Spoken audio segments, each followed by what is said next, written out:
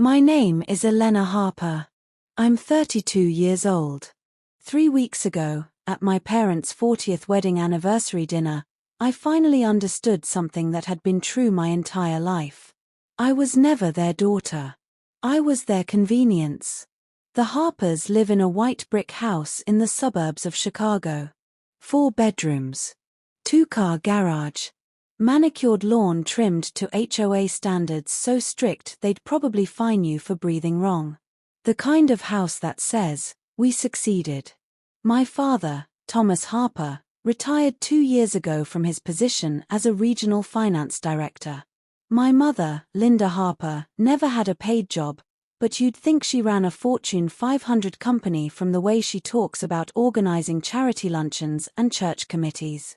Then there's my younger sister, Brianna. 3 years younger. Married to Caleb Morgan, a corporate attorney whose firm name she casually drops into every conversation like a designer handbag. They have 2 children. Noah, 5 years old. Lily, 3 years old. And a brand new black Range Rover that always gets the best parking spot in my parents' driveway. My 10-year-old Toyota Corolla. Street parking. "Move your car, Elena," my mother would say lightly. "Caleb's coming, and the driveway should look nice." I always moved it. That's what happens when you grow up being the easy one. You stop questioning the small humiliations. You convince yourself they're normal. I arrived at my parents' house at 6 a.m. on the morning of the party. Caterers were scheduled for 6 in the evening, but I was there to oversee. Which meant ironing tablecloths, setting out my mother's fine china, polishing crystal glasses, arranging flowers, labeling place cards in careful calligraphy. 30 guests, neighbors, old colleagues, church friends, people who believed our family was flawless. By the time the first guest arrived, my feet hurt, my back ached, and I hadn't eaten since the night before. Brianna swept in at 7:15 p.m. Perfectly timed. She wore a red silk wrap dress and heels I couldn't afford. Caleb followed, smiling in that polished, lawyer way. My mother nearly glowed when she hugged them. "Oh, everyone, this is my daughter Brianna and her husband Caleb, you know, the partner at Morgan & Stein." Applause. Compliments. When someone asked who I was, my mother said, "Oh, that's Elena. She helps out." Helps out. 32 years reduced to 2 words. At 9 p.m., dessert was served. My mother's famous chocolate torte. I was still in the kitchen cleaning frosting off plates when my father tapped his champagne glass with a fork. "Everyone, may I have your attention?" The room quieted instantly. My mother took his hand, smiling like a woman starring in her own biography. To celebrate 40 wonderful years of marriage, my father began, "Linda and I have decided to take the whole family to Hawaii next week. 2 weeks at a private beachfront resort." Gasps. Applause. Brianna squealed. "Dad, that's incredible." My heart lifted. For once, I imagined palm trees, salt air, warm sand under my feet. A vacation where I wasn't cooking or cleaning. For once, I imagined being included. I stepped forward slightly. "What time is our flight?" I asked, smiling. The room shifted. My father's expression hardened just a little. My mother's smile tightened. "You don't need to know that, Elena," he said calmly. The silence that followed felt thick and wrong. "I don't understand," I whispered. "You're not going," my mother clarified gently, as if explaining something obvious. "Someone needs to stay and watch the kids." 30 people watched my face fall. Caleb nodded casually. "It'll just be a week. The kids love you." Brianna avoided eye contact. "You don't really have anything important scheduled, right?" my mother added. "This works out perfectly." Works out perfectly. I felt my chest hollow out. "I see," I said softly. And I smiled. Because that's what I'd always done. I stayed in the kitchen for the rest of the night. Laughter drifted in from the dining room. Champagne glasses clinked. My family celebrated their whole family vacation. Without me. Later, Brianna came into the kitchen. "Don't be upset," she said, touching my arm. "You know how it is. Caleb and I really need this break." "I understand," I replied automatically. "You're so good with the kids anyway." That word again. Good. Reliable. Flexible. Replaceable. After everyone left, I stayed behind to clean. At midnight, I needed to send a file to one of my accounting clients. My laptop was at home, so I opened my mother's. Her email was still logged in. I wasn't snooping. Not at first. Then I saw it. Subject line: Hawaii plans, Elena situation. My stomach tightened. I clicked. From Linda Harper. She doesn't have anything important going on. It's basically free childcare.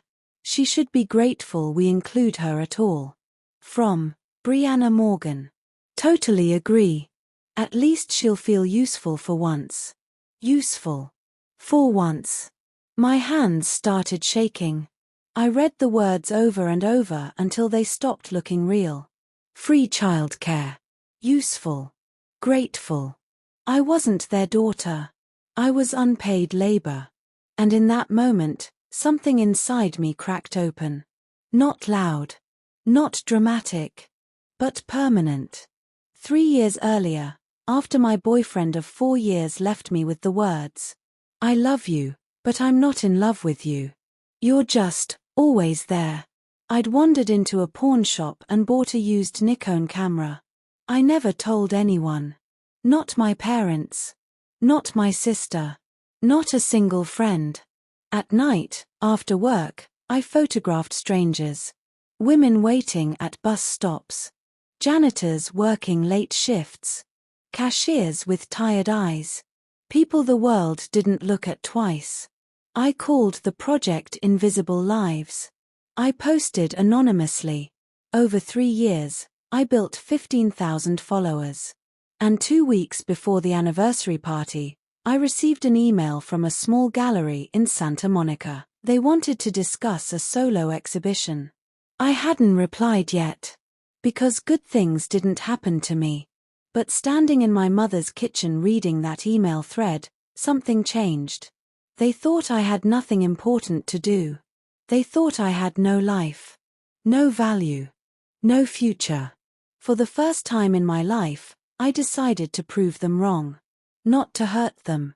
Not to embarrass them. But to choose myself. That night, I went home, opened my laptop, and replied to the gallery. And that was the moment everything changed. I didn't sleep that night. After sending the email to the gallery, I lay in bed staring at the ceiling, my phone resting on my chest like a fragile promise.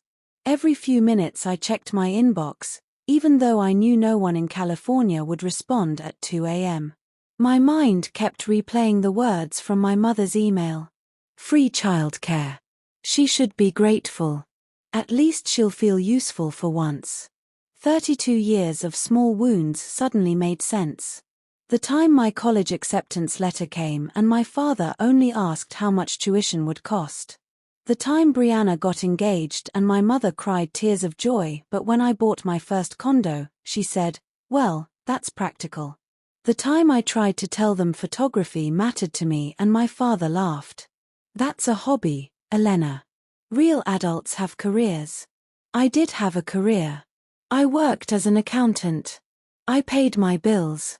I paid my taxes. I had savings. But in their eyes, I was the extra piece. The spare daughter. And spare things are always the first to be used. At 9:17 a.m., my phone buzzed.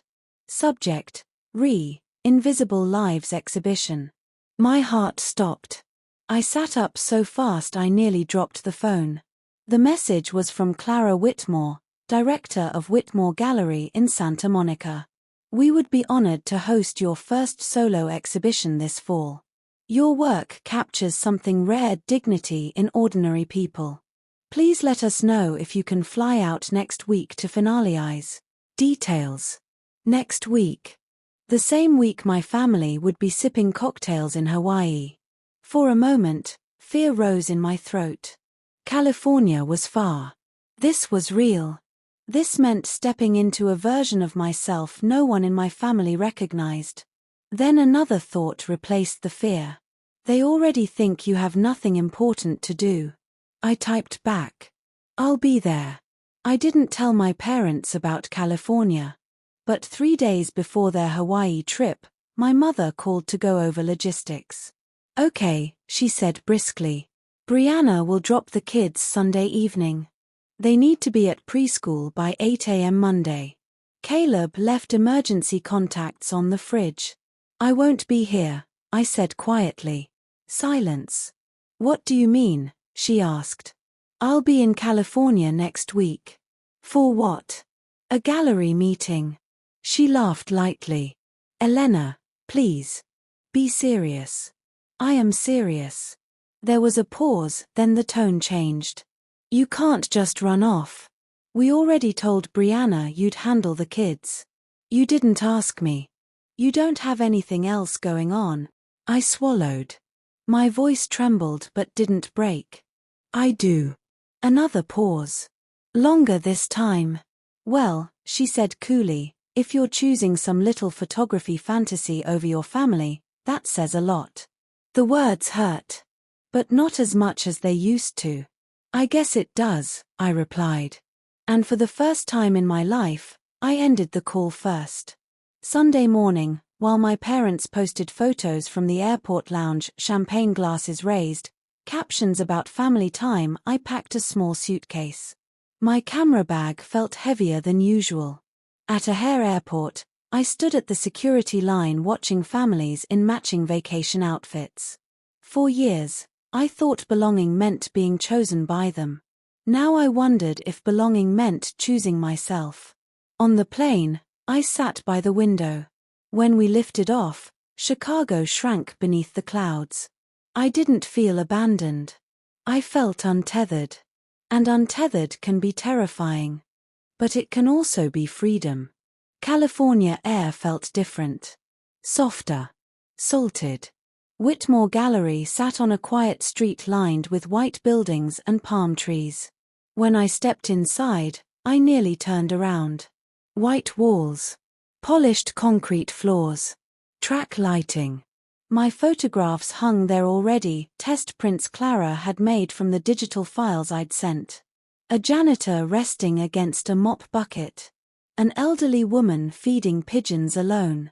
A teenage cashier staring out of a convenience store window.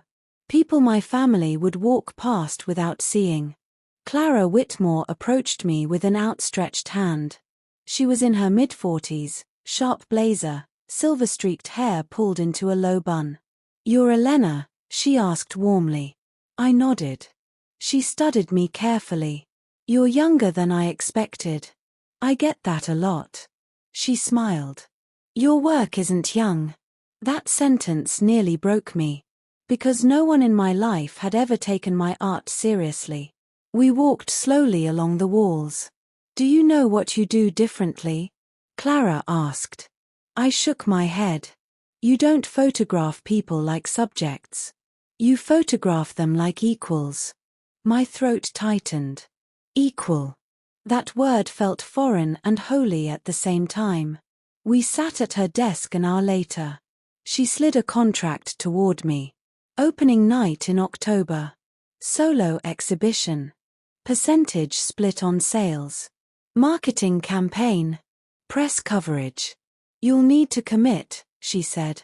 This isn't a hobby show. This is a career move. Career. I thought of my father's voice dismissing photography. I thought of my sister calling it a fantasy. I thought of the Hawaii beach chairs I wasn't invited to. I'm ready, I said. And I signed. That night, back in my small Santa Monica hotel room, I opened Instagram. For 3 years, I'd kept my identity hidden. The account was anonymous. Invisible lives. 15,000 followers.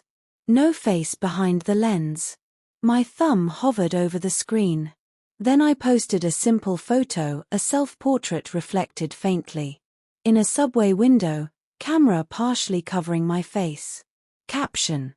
Hello. My name is Elena Harper. I'm the photographer behind Invisible Lives. And this fall, my first solo exhibition opens in Santa Monica. I turned off my phone before fear could stop me. When I turned it back on the next morning, there were 287 notifications, comments, messages, shares, and 3 missed calls from my mother. I didn't listen to the voicemails immediately. Instead, I stepped outside and walked to the beach. The ocean stretched endlessly before me. Waves crashing. Seagulls circling. For the first time, the world felt bigger than my family's opinion of me. Finally, I pressed play. Elena, what is this nonsense online? My mother's voice snapped. Why didn't you tell us? My father's voicemail followed. If this is some kind of attention stunt, it's embarrassing. Then Brianna. So now you're pretending to be famous? Wow. I expected the words to destroy me. They didn't. Because for once, their disbelief wasn't louder than my belief. Clara had seen me. Strangers had seen me. And maybe, just maybe, I was starting to see myself too. As the sun rose over the Pacific, my phone buzzed again. But this time it wasn't my family. It was a message from a magazine editor asking for an interview. And that's when I realized something. The daughter they didn't see was about to become impossible to ignore. The article came out 2 weeks later. The woman behind Invisible Lives. My full name printed in bold. Elena Harper. I stared at it for a long time before I clicked the link. The writer described my photographs as intimate, quietly revolutionary, and a reminder that dignity exists in the overlooked. I read the words 3 times. Then I cried. Not loud, dramatic tears. Just slow ones. Because no one in my life had ever described me or anything I created as meaningful. I didn't hear from my parents for 3 days after the article was published. That silence felt strange. Usually, when I disappointed them, they were quick to correct me. But now, nothing. Until my aunt texted me. I saw you in the magazine. Your parents must be so proud. I stared at the message. Proud. The word felt almost funny. 10 minutes later, my phone rang. Dad. I answered.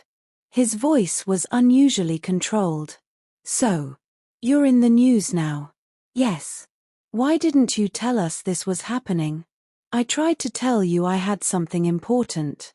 You said you were going to California for a meeting, he snapped. You made it sound small. It wasn't small to me. Silence. Then, quieter, you embarrassed us. The words landed heavy. How? I asked. People at church are asking questions. We didn't know what to say. You could say your daughter is an artist. He scoffed softly. Let's not get ahead of ourselves. And that was it. That was the moment something inside me stopped hoping. I didn't yell. I didn't defend myself. I just understood. They weren't upset because I failed. They were upset because I succeeded without them. The gallery prepared everything carefully. Invitations printed on thick cream cardstock. Press confirmations. Wine ordered. My name displayed in clean black letters on the window. Elena Harper, Invisible Lives. The night before the exhibition, Clara stood beside me in the empty gallery. Nervous? She asked. Yes. Good, she smiled. That means you care. I walked slowly along the walls. 32 photographs. 3 years of quiet work. Every late night. Every lonely weekend. Every moment I felt invisible. Hanging in perfect light. I don't know how to act tomorrow, I admitted. Clara looked at me thoughtfully. Act like you belong here. The words echoed in my chest. Belong. I wasn't used to that feeling.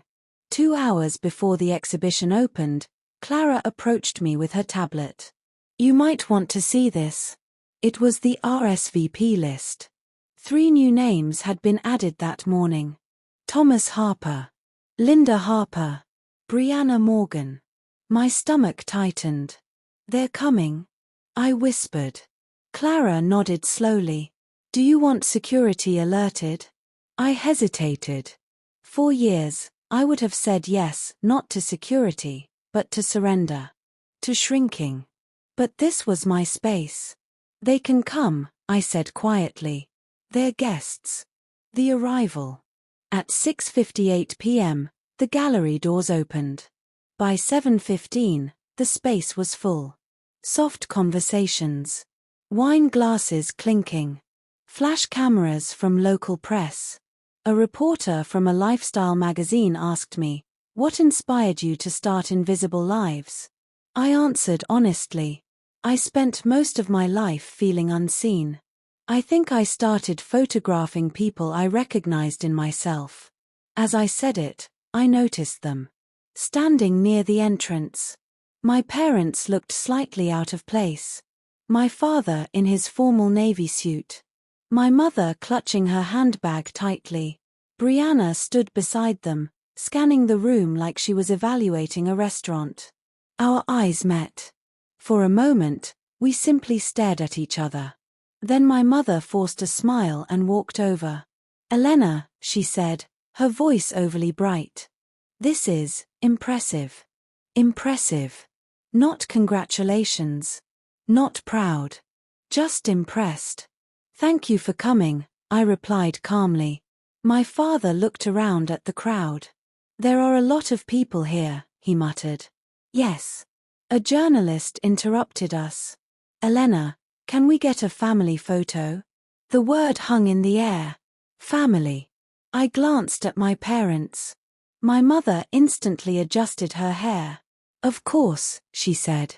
The photographer positioned us under my largest piece, a portrait of a woman sitting alone in a hospital waiting room.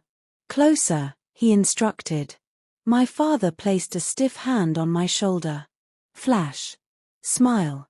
Another flash. In that moment, I understood something painful.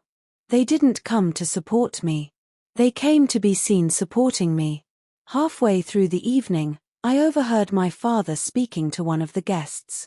"Yes, she's always been creative," he said confidently. "We encouraged her from a young age." I froze. Encouraged? The lie hit harder than any insult. I walked toward him slowly. "Dad," I said gently. He turned, mid-sentence. "This is the man who bought me my first camera," he told the guest proudly. The guest smiled at me. "You must be grateful." Grateful. There it was again. I held my father's gaze. "You didn't buy my first camera," I said evenly. "I bought it at a pawn shop after my boyfriend left." The silence was immediate. The guest looked uncomfortable. My father's jaw tightened. "Elena," he warned quietly. "I'm not ungrateful," I continued softly. "But let's not rewrite history." My mother stepped in quickly. "She's emotional tonight." "Big night." "I'm not emotional," I said. "I'm honest." For once, I didn't lower my voice. For once, I didn't protect their image. Brianna crossed her arms. "Why are you making this awkward?" "I'm not," I replied. "I'm just not pretending." And something shifted in the air. Not explosive, but undeniable. They realized I wasn't playing my old role anymore. Near the end of the night, Clara approached me with shining eyes. "The hospital waiting room portrait," she whispered. "Yes. It just sold. For $12,000. I blinked. 12,000. For a photograph I took on a night I felt worthless. The buyer, a quiet woman in her 60s, approached me. "Your work made me feel seen," she said. I lost my husband in a hospital like that. Thank you. Her eyes were wet. So were mine. That moment mattered more than the money. More than the press. More than my parents' approval. Someone saw themselves in what I created. And that was enough. As guests began leaving, my father pulled me aside. You didn't have to embarrass me like that, he said. I didn't embarrass you, I replied calmly. I corrected you. We were trying to be proud of you. Then be proud of me, I said softly. Not a version you invented. He didn't respond. Because for once, I wasn't asking for permission. I was setting a boundary. My mother sighed dramatically. You've changed. I nodded. Yes. And for the first time in my life, I didn't apologize for it. After they left, I stood alone in the gallery. Half the photographs had red sold stickers beneath them. Clara hugged me tightly. You did it. But the biggest victory wasn't the sales. It wasn't the article. It wasn't even the confrontation. It was this. I didn't shrink. Not once. The daughter they didn't see had stepped fully into the light. And she wasn't going back into the shadows. The morning after the exhibition, the silence broke.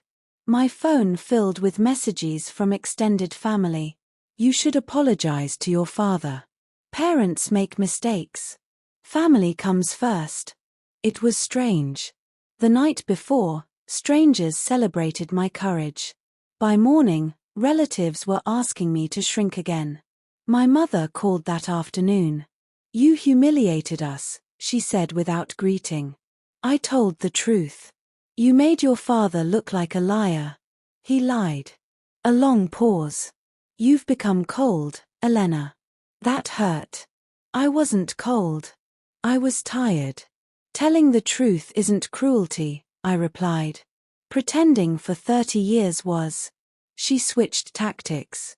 We sacrificed so much for you girls. I almost laughed. Not because it was funny, but because guilt had always been her sharpest weapon. I'm grateful for what you gave me, I said carefully. But that doesn't mean I owe you silence. She didn't know how to respond to that. Because I wasn't attacking. I was standing. 2 days later, Brianna called. Do you realize Dad hasn't been sleeping? She said dramatically. That's not my responsibility. You've changed, she repeated, like it was an accusation. I've grown. There was a difference. And for once, I understood it clearly. A week later, Clara invited me back to the gallery. All but 3 pieces sold, she said, smiling. We'd like to represent you long term. Represent. The word felt steady. Solid. This wasn't a one-night success. It was a path. But it would mean spending more time in California. Building something real. On my own. That evening, I sat alone on the beach again. For most of my life, I waited for my family to choose me. To notice me. To say, we're proud of you. But the truth finally settled gently in my chest. Some parents only see you when you fit inside their expectations. The moment you grow beyond them, they call it rebellion. I didn't want to fight anymore. I didn't want to prove anything. I just wanted peace. So I made a decision. I would stop chasing their approval. Not dramatically. Not angrily. Just quietly. When I returned to Chicago, I visited my parents' house one last time, not to argue, but to clarify. We sat at the same dining table where they had announced the Hawaii trip. I love you, I began. But I won't accept being treated like I'm less than Brianna. I won't be the automatic babysitter. And I won't pretend my work is small. My father looked uncomfortable. My mother looked wounded. This isn't an attack, I said softly. It's a boundary. And if we don't agree, my father asked. Then I'll love you from a distance. The words were calm. Steady. Not a threat. A choice. For once, I wasn't begging to stay. I was deciding how I would. They didn't apologize. I didn't expect them to. But something shifted. Because they realized I could walk away. And mean it. 6 months later, I moved to California. Not to escape. But to build. My second exhibition sold out faster than the first. A publishing company contacted me about a photo book. And one evening, after a long day at the gallery, my phone buzzed. A message from my father. I saw your interview tonight. You spoke well. It wasn't "I'm proud of you." But it was honest. And that was new. A few weeks later, my parents visited Santa Monica. Not for a show. Not for publicity. Just to see where I lived. We walked along the beach quietly. My mother slipped her hand into mine for a brief second. I didn't understand before, she admitted softly. But I see you now. Tears filled my eyes. Because being seen isn't about applause. It's about acknowledgement. And sometimes, growth takes time even for parents. I used to believe I was the invisible daughter. The extra one. The convenient one. But I wasn't invisible. I was just waiting for the right light. And once I stepped into it, I realized something powerful. The most important person who need to see me was me.